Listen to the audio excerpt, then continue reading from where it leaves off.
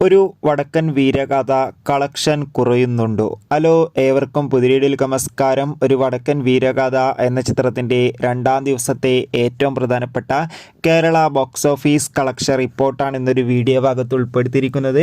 വീഡിയോയിലേക്ക് മുൻപ് video like ചെയ്യുക, ചാനൽ സബ്സ്ക്രൈബ് ചെയ്യാൻ വേണ്ടി ശ്രമിക്കുക. മമ്മൂട്ടി, മാധവി, സുരേഷ് ഗോപി, ക്യാപ്റ്റൻ രാജ് എന്നൊക്കെ പ്രധാന കഥാപാത്രങ്ങളായി ഫെബ്രുവരി 7-ാം തീയതി തിയേറ്ററുകളിൽ വീണ്ടും റിലീസിനെത്തിച്ച ചിത്രമായിരുന്നു ഒരു വടക്കൻ വീരഗാഥ. ഏവരുമേറെ ആകാംക്ഷയോടെയാണ് ചിത്രത്തിൻ്റെ ഓരോ ദിവസത്തെ ഓരോ കളക്ഷൻ റിപ്പോർട്ടും അറിയാൻ വേണ്ടി കാത്തിരിക്കുന്നത്. ചിത്രത്തിന് രണ്ടാം ദിവസമായ ഇന്നലെ അത്യാവശ്യം മികച്ചൊരു ബുക്കിംഗ് തന്നെയായിരുന്നു കേരളത്തിൽ നടന്നിട്ടുണ്ടായിരുന്നത്.